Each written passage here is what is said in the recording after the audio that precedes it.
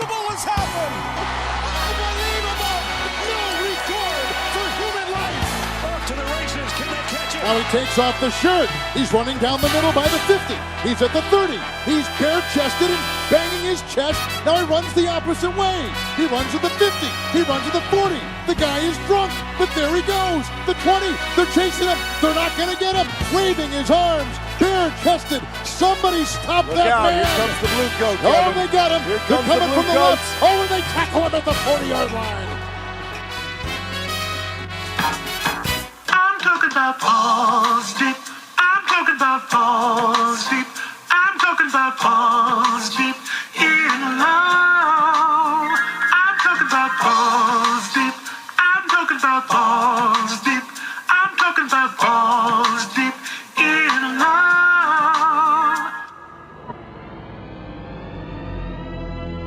And now for our feature presentation. Balls Deep with Devin and Jovan. Welcome back to Balls Deep with Devin and Jovan. Hope you all are well this week. We're going to jump right into it with the Quinton Dunbar and DeAndre Baker situation. Devin? So with the DeAndre Baker-Quinton Dunbar, they're both facing 4 charges of armed robbery, and Baker's facing additional charges, 4 additional charges of aggravated assault with a firearm. The arrest warrant affidavit claimed that Baker and Dunbar stole upwards of $12.8 thousand and 3 watches worth north of $17,500. What were your thoughts on What were your initial thoughts on this situation? Initial thoughts, it's hard not to have the initial thought when you see the news. You immediately think, like, this person's stupid, they're an idiot, they're ruining their life, they had such a bright future.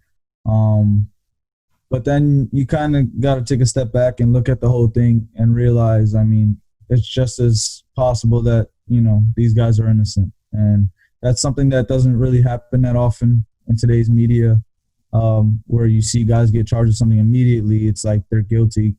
But we have to kind of start giving people that benefit of the doubt and letting things get figured out the right way, and letting people be innocent until proven guilty the way it should be. So those were my initial thoughts after I took a step back, thinking, this kid's ruining his future. Both of them are. So those were my initial thoughts. For me, it was just my initial thoughts. It was just hard to digest the situation. I was honestly stunned. Me being a Giants fan and also a Georgia fan, I was big on DeAndre Baker coming out of college. I was ecstatic that we drafted him, and I was hoping for him to have a bright future in the NFL. I had high hopes for him in his rookie year, but we all know he had a rocky rookie year. He showed glimpses or flashes of what he could be or what he should be. Giants had high hopes for him. Me and many people believe that he was poised for a big second-year leap. And when I seen this, I immediately thought, this guy's an idiot. He's ruining it. He's poised for a big year. What was he thinking? Especially with you making $1 million, why are you getting in a situation like this for thousands of dollars? It didn't really make any sense to me. But like you said, as time went on, I kind of took a step back and thought, hey, this guy may be innocent. You never know. Give him the benefit of the doubt type thing. Is you're innocent till proven guilty. That's how it's supposed to be in America, but it's usually the opposite. It's usually you're guilty till proven innocent, and a lot of it has to do with the media. And I think with this situation, the media didn't help one bit. Yeah, kind of like what you touched on. You said, this guy's, a lot of people had him poised to have a big year. I think that plays into it as well. You see a guy like Baker, if he would have had a good rookie year, that probably would have helped him a lot more than hurt him. The fact that he had such a bad year, it made it a lot easier and people more willing to jump on him and call him all types of names and come up with these things in their head that they don't even know are true yet. So that's another thing. What you said. Yeah, I agree. They were definitely beating a dead horse at that point. Both parties, in terms of Dunbar and Baker, both came out and said that they had evidence to essentially prove their innocence in a way, to prove that they both weren't at that party that was mentioned, which gave me as a fan hope, just because it would be kind of hard to see two individuals squander their future for something so stupid. But immediately Dunbar's party, or his lawyer specifically, kind of went back on that statement and kind of threw Baker under the bus, which kind of surprised me because you would assume like they would be working together rather than against each other. But the lawyer specifically posted a screenshot of a conversation with one individual where in the writing it mentioned DeAndre Baker's name, and it was a picture of someone with their face covered with an emoji, and it was supposed to be believed to be DeAndre Baker, and it was essentially saying that he was at the party and he lost $70,000 at the party. But now Baker's suing his lawyer for libel and slander for posting the photo, claiming that he was at the party where he supposedly lost the $70,000. Yeah, I saw similar reports saying that both camps had enough information and evidence to prove that neither were involved in the situation. So at this point, I'm not really sure what's going on. It's probably just going to be a lot of back and forth with it's this guy's fault, this guy's fault. But at this point, you kind of got to let the investigation go and let things get figured out the right way.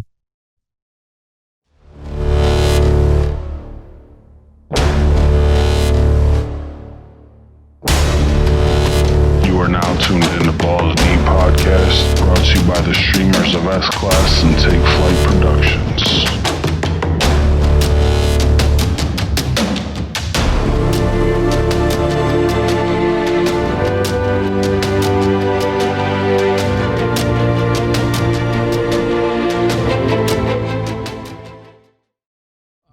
All right, so let's move forward and let's jump into talking about The Last Dance, Michael Jordan-Bulls documentary, the series finale, episodes 9 and 10. What were your thoughts about episodes 9 and 10? I had all good positive thoughts. I thought there was I thought it was really good 2 episodes to end it with. It showed a lot about the Pacers, which was fun. They were talking about how they thought the Pacers was probably the toughest team other than obviously, the bad boy Pistons, which it was, good to see. It was kind of like I said last episode, it was good to see because you see a lot of these legends kind of giving the credit where it's due, where you don't really get to see that often. But I don't know, my initial thoughts kind of changed after I saw a little bit of people talking about propaganda and stuff, and saying how they thought, the Bulls doc was something that Jordan made to kind of solidify himself as the GOAT and make him look better. So it kind of changed my view of the whole docuseries as a whole after I saw that. But when I first watched it, I thought it was good. I mean, it always keeps you interested and wanting to watch because it's always something exciting. And they're always showing something that you never really got to see because it was all behind the scenes stuff. So I thought it was a pretty good 2 episodes to end it with. To your point about the propaganda, I can definitely see that. But at the same time, they didn't really mention it directly, that question. It was more so kind of proven by the play and the behind the scenes work. But think about it though, who really cares about The Last Dance if Michael Jordan wasn't involved? You're right. People were watching it because of Michael Jordan, and they wanted to hear his perspective on everything too. So if it wasn't for Michael Jordan, there would be no Last Dance, in my opinion. So you can use that, or use this docuseries as an argument for the GOAT conversation, but they didn't talk about it straight on. So maybe that wasn't their intentions, but it's just how it was perceived. But in regards to the episodes 9 and 10, I agree. It was a nice cherry on top. In terms of ending the docuseries, I think it was pretty cool to see that this one was more focused on basketball. There was more basketball in these 2 episodes than any other 2 episodes prior, just because it was more behind the scenes stuff and distractions in regards to the other episodes, where this one was more focused on their series with the Pacers. Like you said, they're the toughest team that they face besides the Bad Boy Pistons, which makes sense because they went on to kind of face the Lakers in the NBA Finals a few years after, but also talked about their matchups with the Utah Jazz in the back-to-back finals with the Utah Jazz. So I think it was a pretty cool finale in a sense. I mean, I'm pretty upset that it's over because we really don't have anything else, and I always look forward to Sundays to watch it. But it was definitely a cool experience to see behind the scenes and get Jordan's perspective on it, honestly. The docuseries gave me kind of more of an appreciation for Michael Jordan. Obviously, like being born in '97, I didn't get to see like those years of his career like that. So it definitely gave me more of an appreciation for him as a basketball player. It gave me an appreciation for all that behind the scenes stuff that we never get to see. It kind of made me want it made me want more of that. So I'm hoping, because there's a lot of talk of other players coming out with different series. So I'm hoping it's kind of like Tom Brady's next domino effect, and we get to see a lot more of that because I like that that point of view.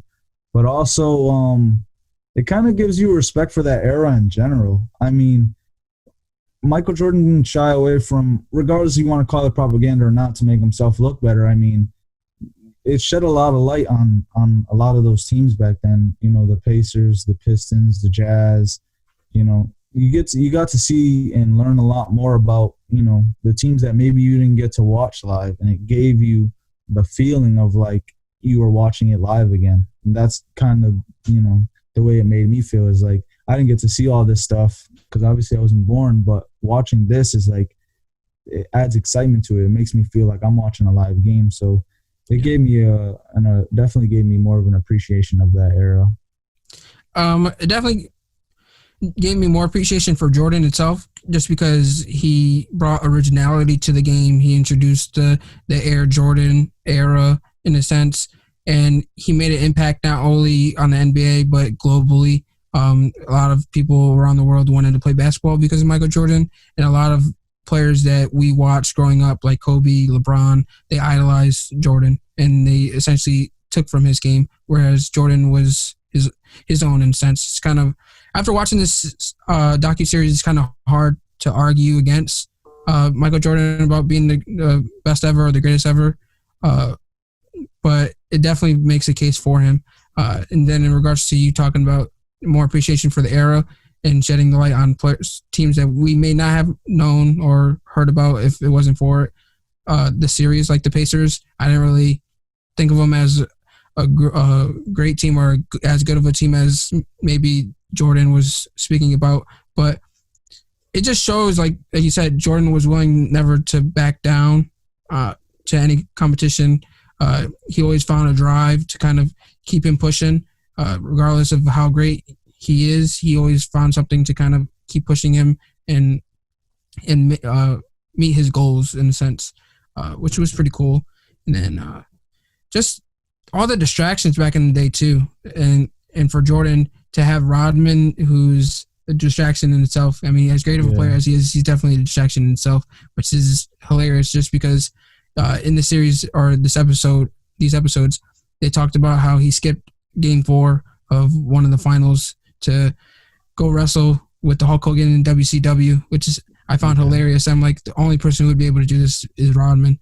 And then the fact that he comes back and they have him coming off the bench and he still manages to get 12 rebounds. It's like, he's a freak. Like there's no other way around it. Like he's a freak of nature, just to be able to do that. Like first it was the Vegas trip. Now it's this WCW trip. And out of all times that you want to skip practice, it's not during the regular season, but it's during the finals. I found it hilarious.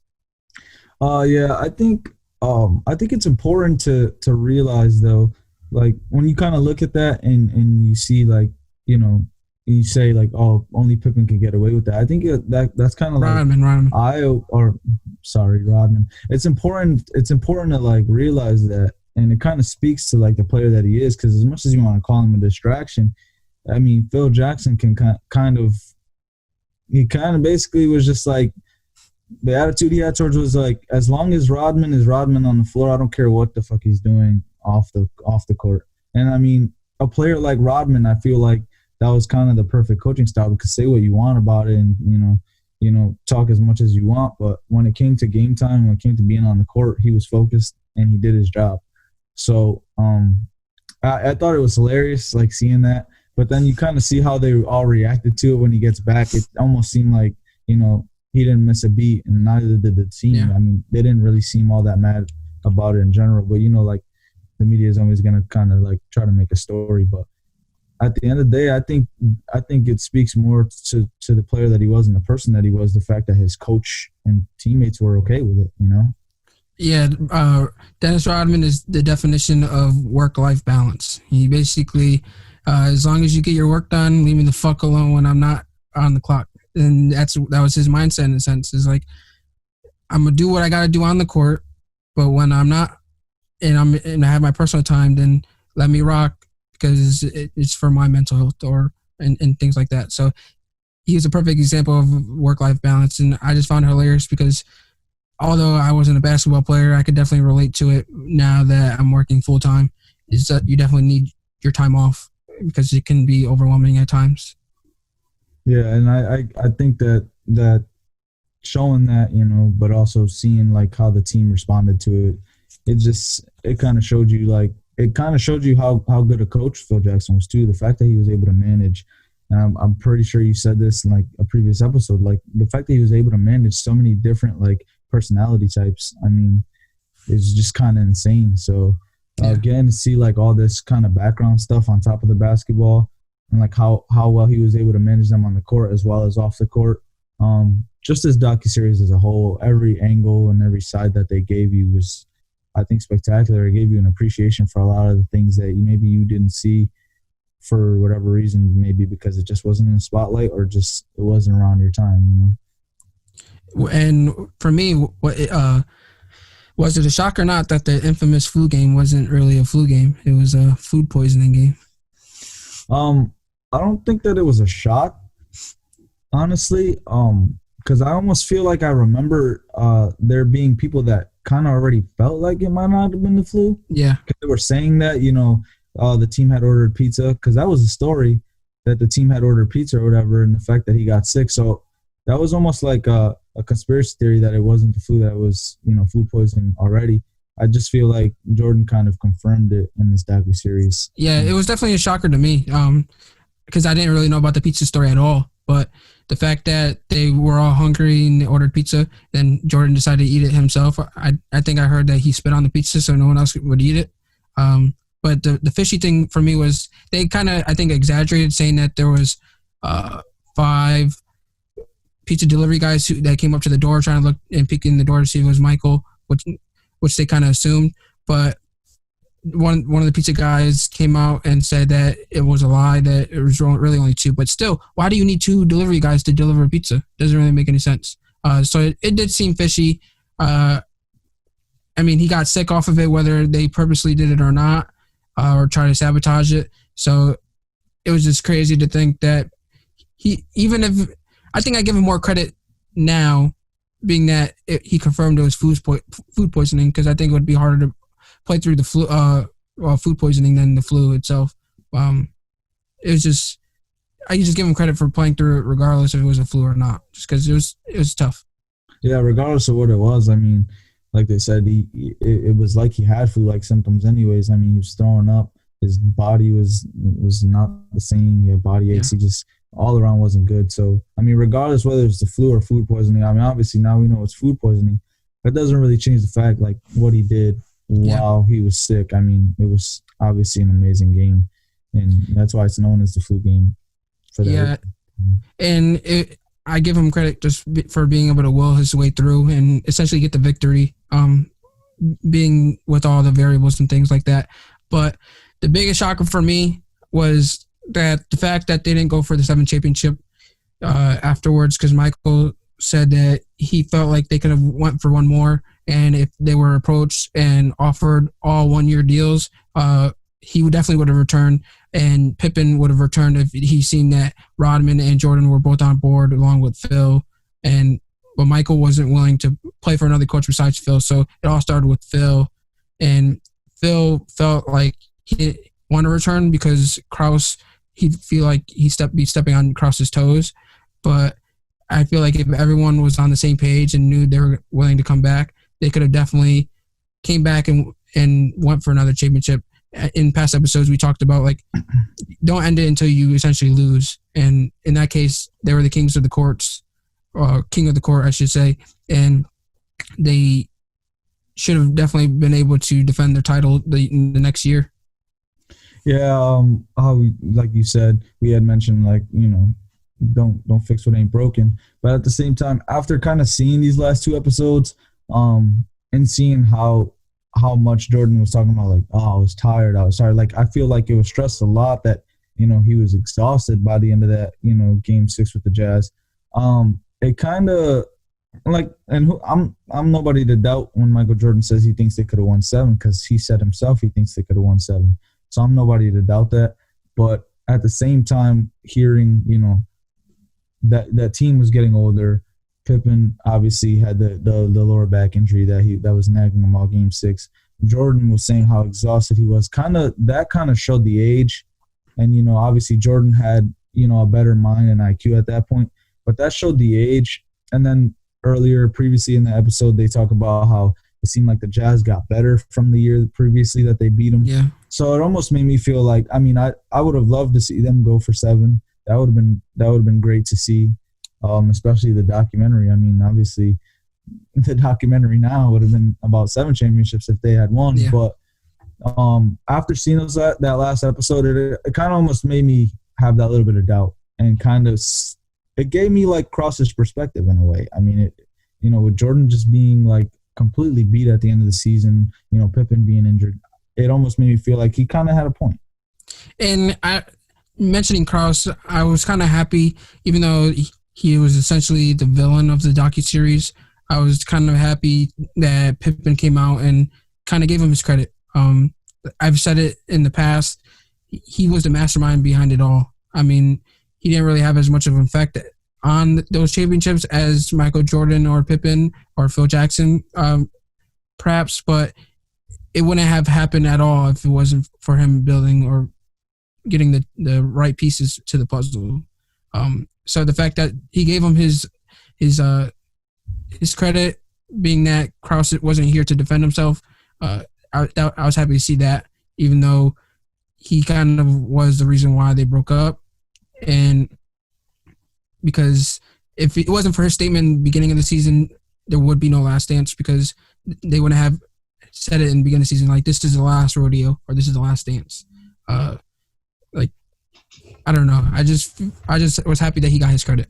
Yeah, I agree. And I think even Jordan said it. He said once Phil Jackson found out from Krause that he wasn't coaching, even if he went 82-0, and they told the team basically, like, this is the last dance, they all knew, like, that was it. Like, so the fact that, everything was kind of, people changed their mind at the end of the season, it wasn't really enough. And I think Krause definitely deserves a lot of credit. And but I think it's more so about, the way he went about it rather than, him actually wanting to split the team. I think that's where he kind of went wrong, and that's what kind of severed that relationship. And I think maybe had he gone a different way about it, that maybe, everything would have went a lot smoother. Maybe they could have gone for that 7th championship, and it wouldn't have been, Phil Jackson stepping on his toes. So I think that was the biggest takeaway as well with Krause. He deserved his credit, but he just needed to, at least in the moment, kind of handle things, like, a lot better. Yeah, he tried to get more credit than what was due, in a sense. Yeah.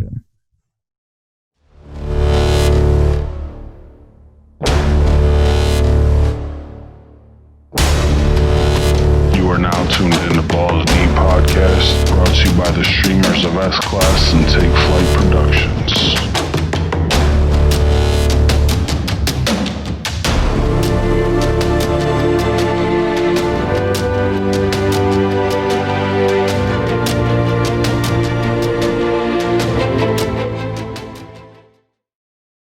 Okay, now now it's time for us to talk about the amended Rooney Rule. Devin, explain to the viewers what the Rooney Rule is and give us your initial thoughts on what's going on.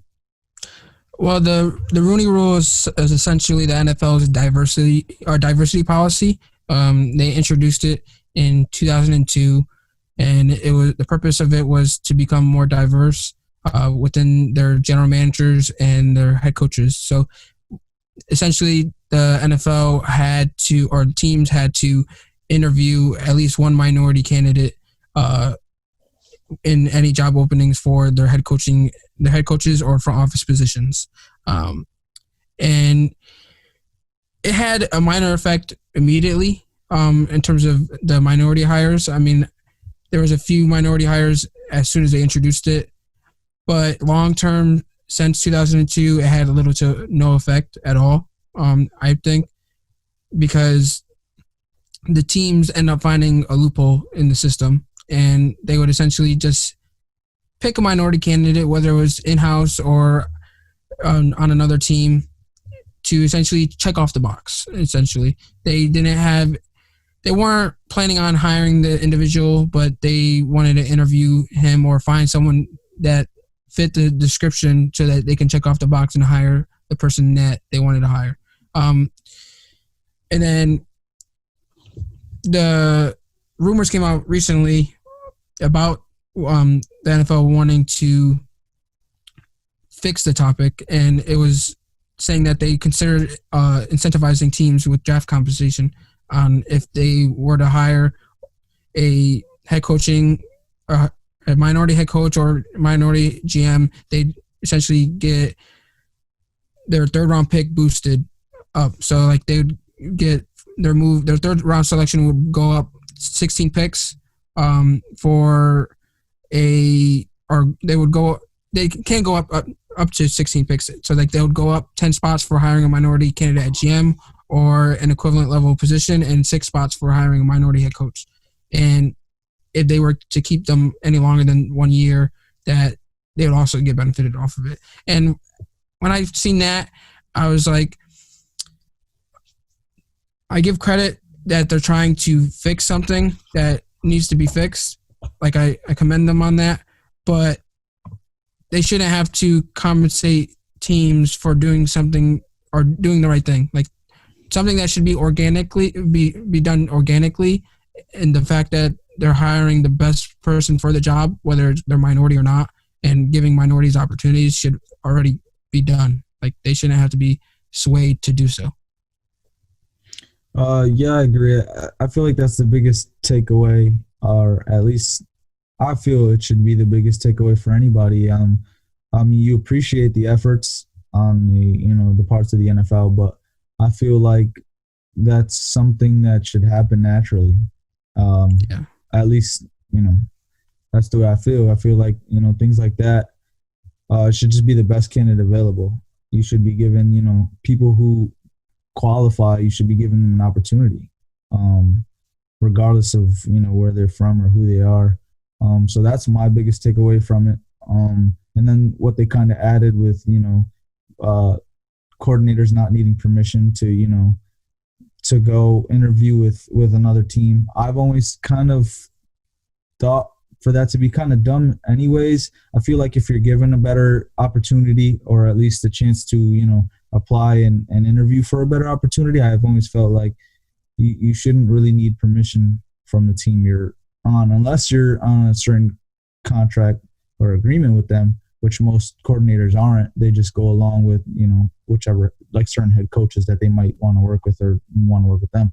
So I kind of feel like the addition of that is a good thing, but I've just always felt like I didn't see why, you would need permission anyways for a better opportunity. I feel like you should always be, able to go find that better opportunity and be able to interview without that problem. Yeah, I mean, I agree. I was happy to see that the NFL owners essentially approve, like, you can't prevent or block an assistant coach from interviewing for a coordinator's position. Like, this approval essentially allows upward mobility, and it doesn't stifle one's progress. I mean, if I know in my personal job, if I found an opportunity that was a step up and I couldn't interview for it because I was blocked by my boss, I'd be pretty pissed. I mean, it stunts your growth essentially. And I know I was exposed to this rule within the NFL. I know when Pat Shurmur just became the Giants head coach, and he was coming from Minnesota, and he wanted to hire Kevin Stefanski, which was the quarterback coach at the time in Minnesota, to be our offensive coordinator. And he's not a minority, but this happens a lot with minorities, and it stunts their growth and doesn't really give them the opportunity that they need in order to get to where they want to be, essentially. But with that, I just felt like it was always a dumb rule. And the fact that it's no longer a thing, I think minorities have a better opportunity to get those coordinator positions or even get a head coaching position, which is great. I feel like it's a step in the right direction. I mean, because right now, 2 of the 32 teams have minority ownership, which is the Bills and the Jaguars. And I would love to see more minority owners, just because I feel like a minority owner would probably give more minority coaches or GMs more opportunities, just because owners essentially hire GMs that look like them or are similar to them, and then GMs essentially hire coaches that are similar to them or look like them.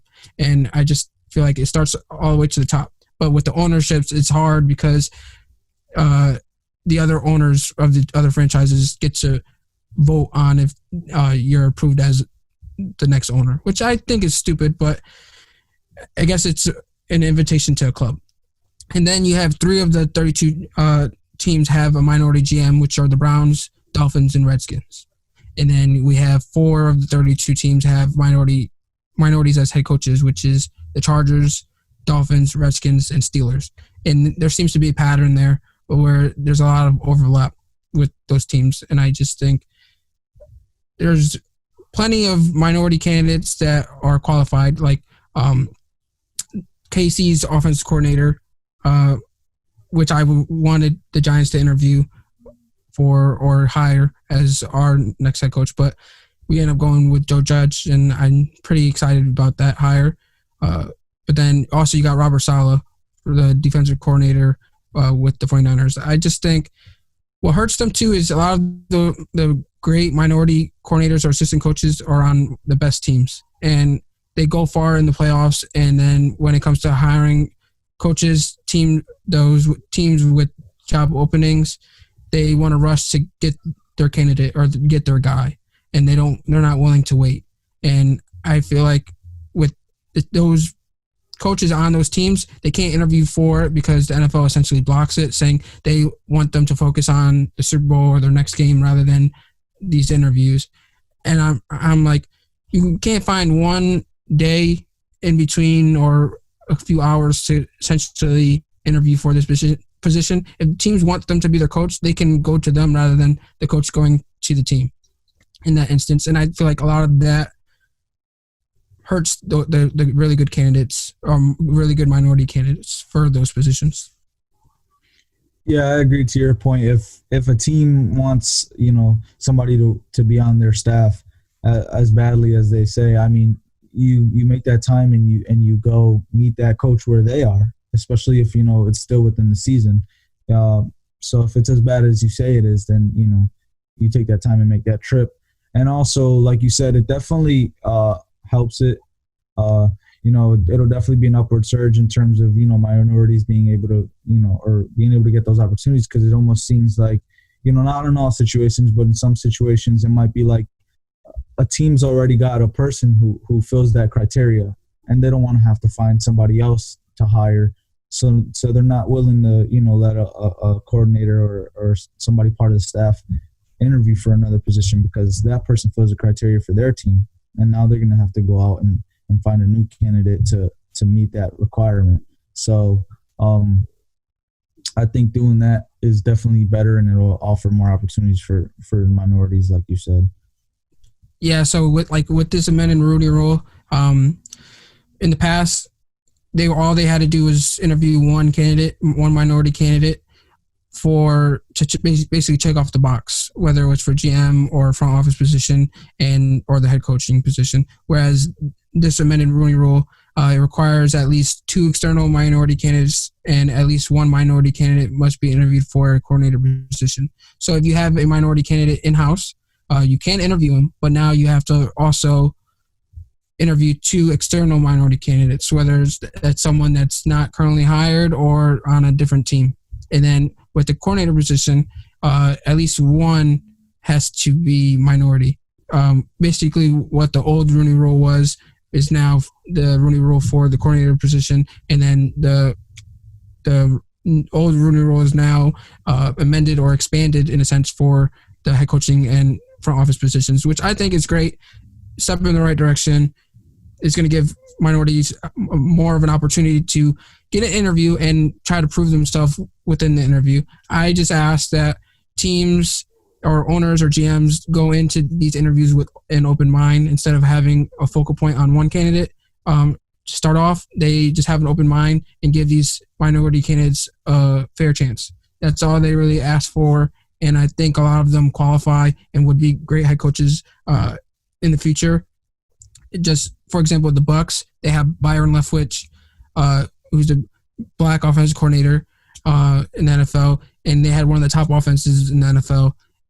He deserves a chance. Like I mentioned, KC's offensive coordinator. You have Robert Saleh, who's the defensive coordinator for the 49ers. And you have Todd Bowles. Yeah, he had a job with the Jets as a head coach, but he went to the Bucks and researched their defense. Like, why isn't he given an opportunity? He qualifies for a lot of the things that these GMs and owners ask for, but they're just not giving the chance to be the head coach in a sense. And I think Tony Dungy was a perfect example. Lovie Smith got his first job as a head coach because of Tony Dungy, and they both end up meeting in the Super Bowl at one point, which was great. I think more minorities need to be hired in these positions of power to give more minorities opportunities in these necessary positions. It's just there. You just need an opportunity to prove yourself. And a lot of people ask for an opportunity because they know they're worth it. And that's all these people ask for. I know Sam Acho, who's he's the head of the NFLPA or whatever. He was on First Take and he mentioned about each team has 4 quality control positions, and he asked that at least 2 of them be minority candidates, whether that be female or minority by like heritage or ethnicity, which I think was a great idea because it's an entry level position. It's a way to start off. So you get your foot in the door. Now you get to prove yourself and move your way up the ladder. And I think that would also be a great opportunity to give these people chances. Yeah, I agree. I think in general, the rule itself, having to interview those people kind of forcefully almost, but it gives, like you said, gives them an opportunity to prove themselves, even if, teams go in there having no intention of hiring them, which I hope, like teams keep an open mind. But even if you go in there with no intention to hire, somebody who's not already a part of your team, it still gives those coaches an opportunity to, get interviews, even as practice, and, kind of see what those entail in terms of like having those interviews with, certain organizations, or even just, interviewing well. And then maybe you don't get hired, but that gets people chirping about your name. And then, another organization might hear about you and exactly have genuine interest. So just that alone is going to bring a very positive impact for minorities. But ultimately, you kind of hope that they just kind of start hiring the most qualified and the right person for the job, finding the guy that deserves the opportunity to prove himself.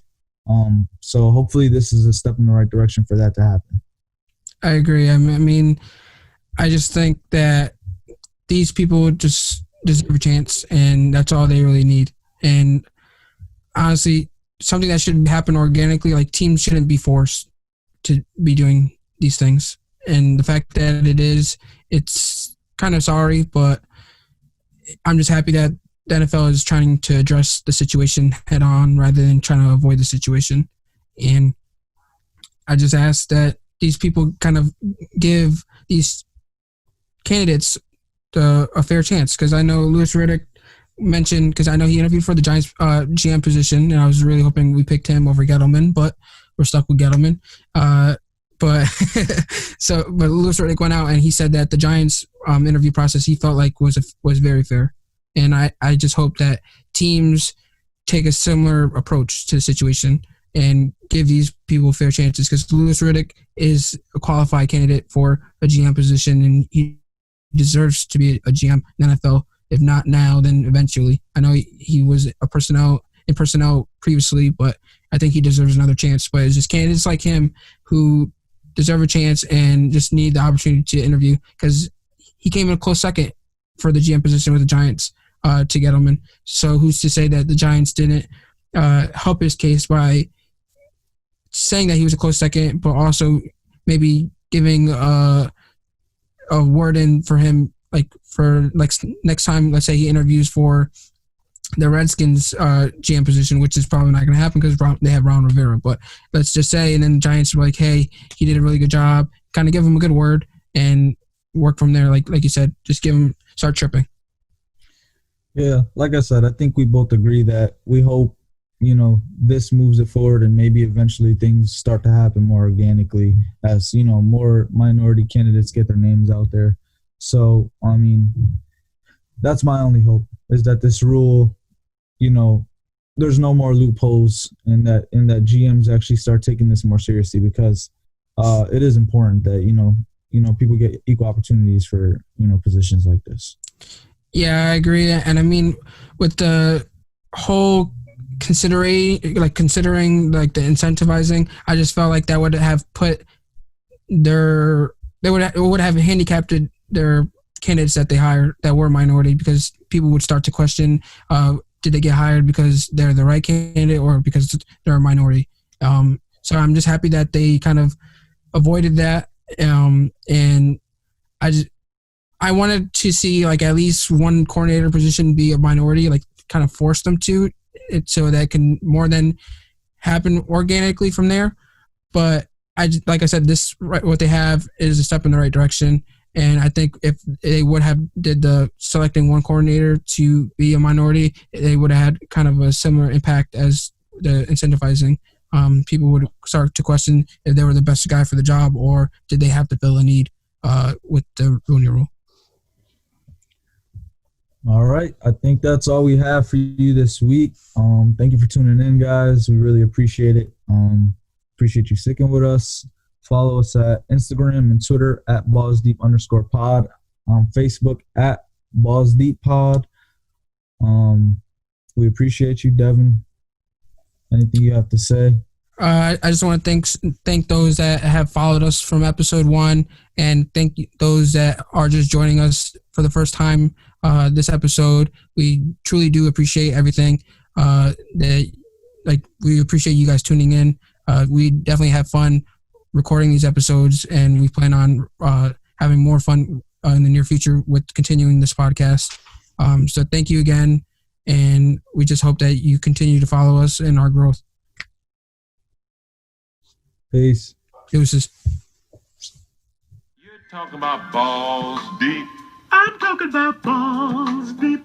We're talking about balls deep in love. I'm talking about balls deep. My boy's talking about balls deep. We're talking about balls deep in love.